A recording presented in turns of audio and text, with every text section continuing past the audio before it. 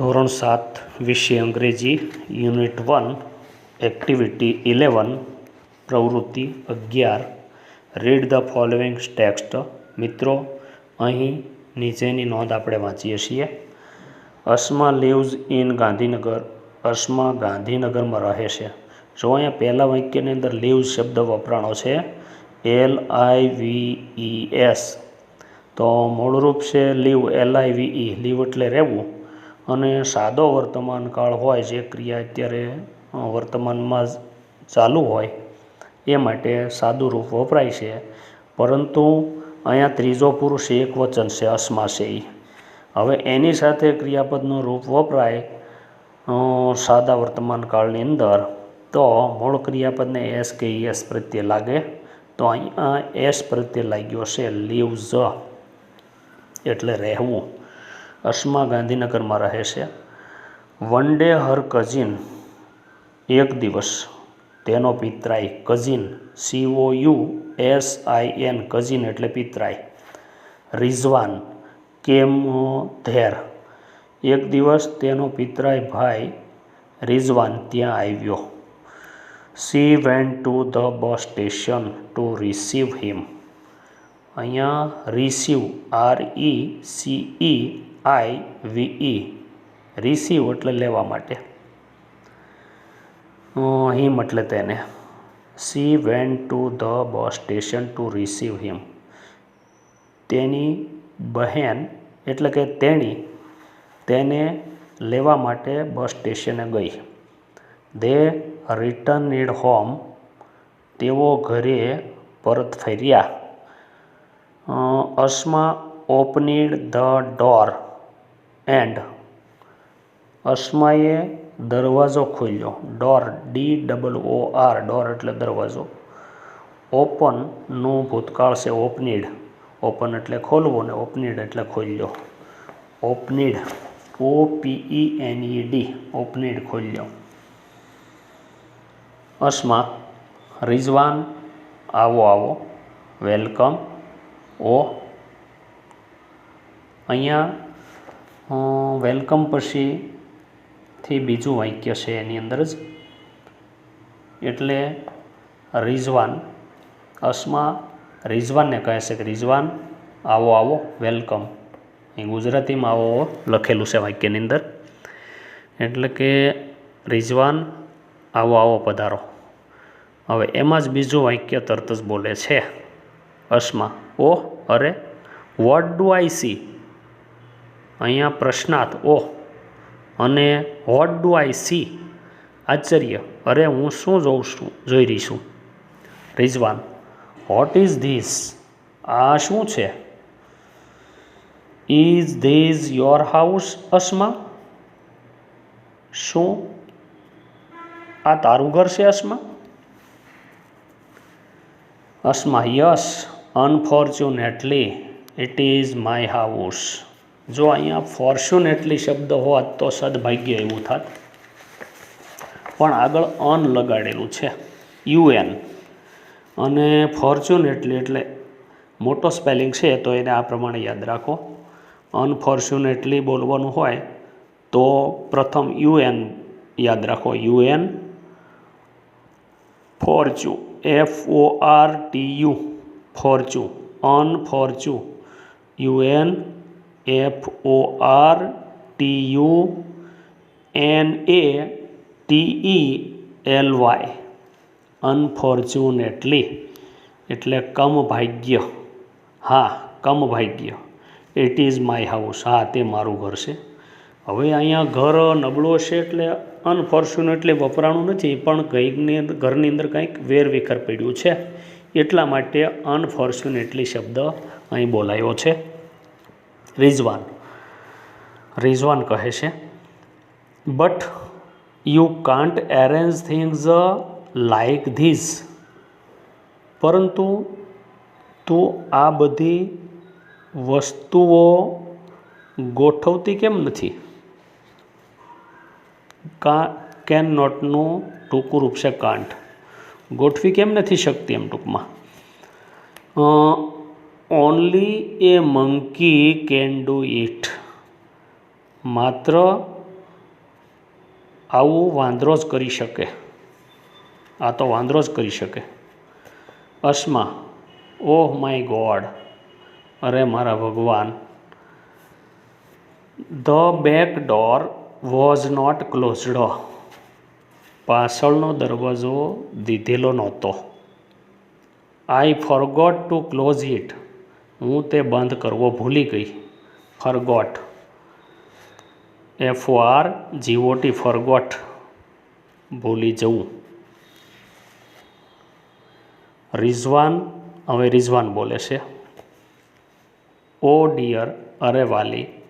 Look there on the tree, look એટલે જોવું, LOOK, look there, there એટલે ત્યાં, ઓન ધ ટ્રી, વૃક્ષ પર જો. The lucky monkey is catching your potato chips.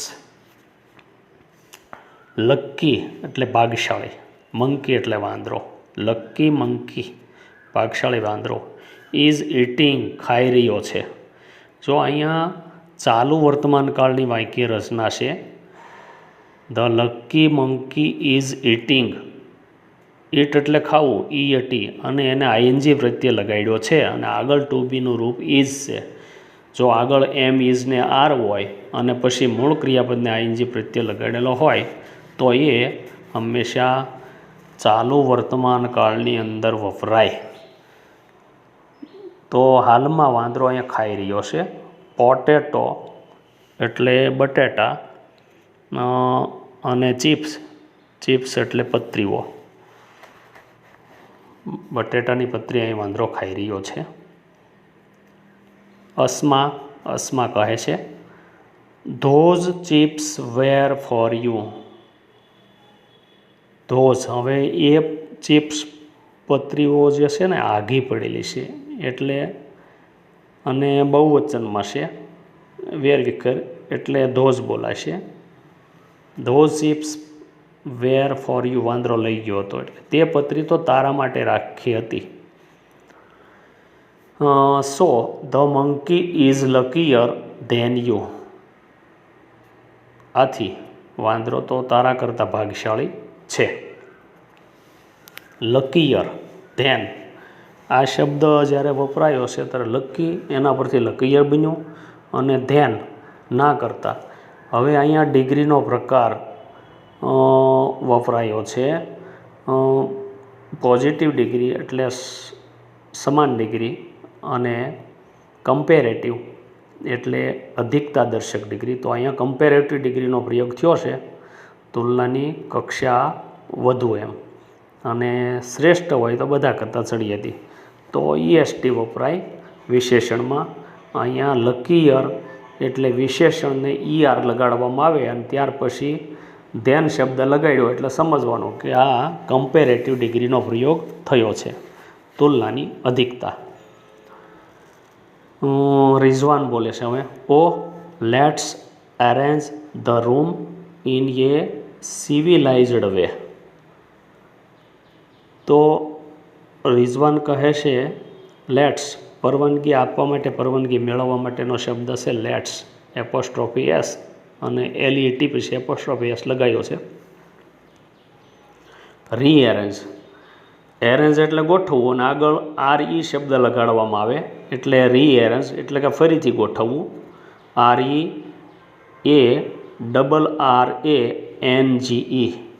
રીએરેન્જ એટલે ગોઠવો, ફરીથી ગોઠવો. તો અહીંયા રિઝવાન કહે છે કે ચાલો આપણે ફરીથી રૂમને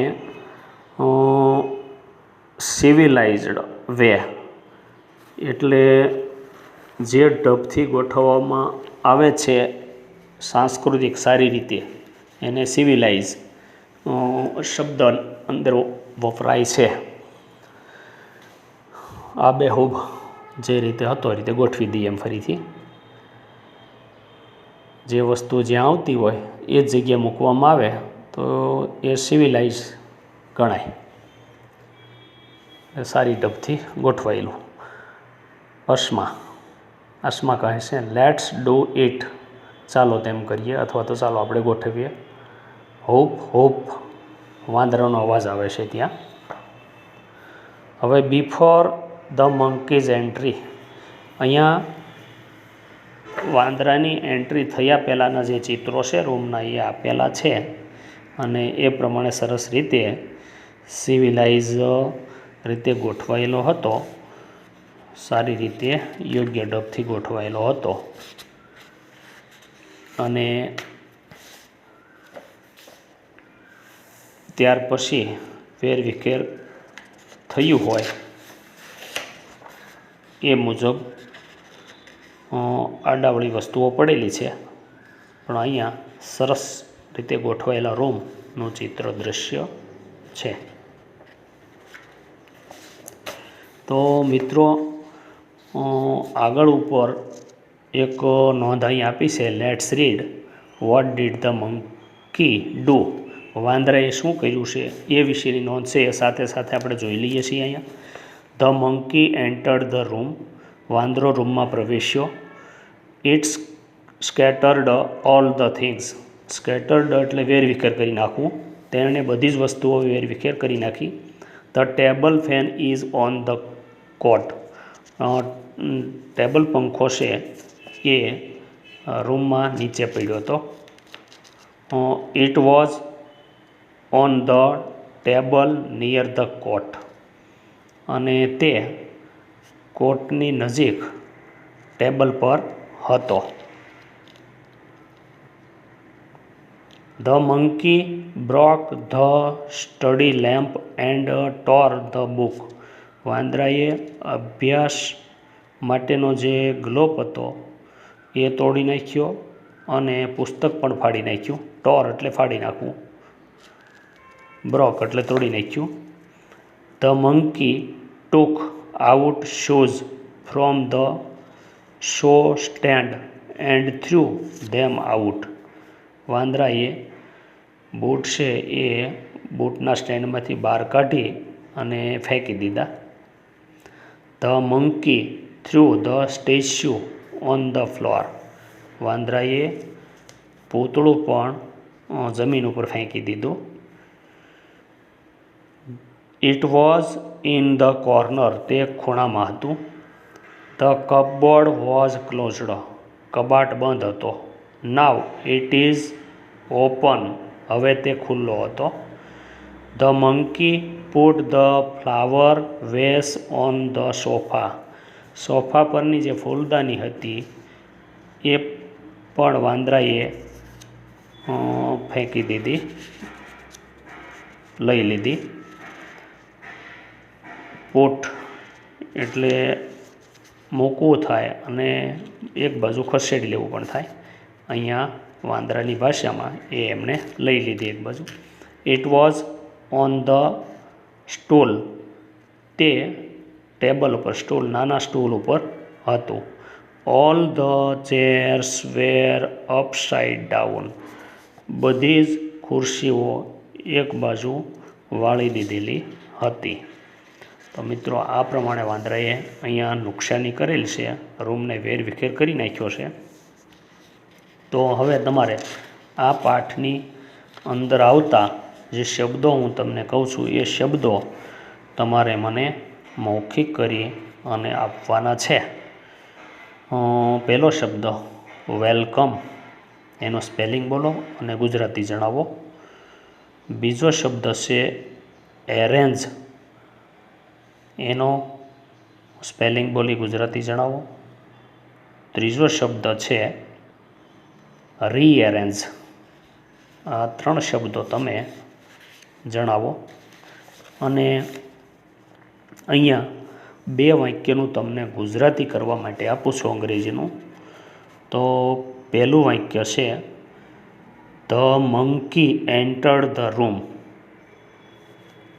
આનું ગુજરાતી જણાવશો. અને બીજું વાક્ય છે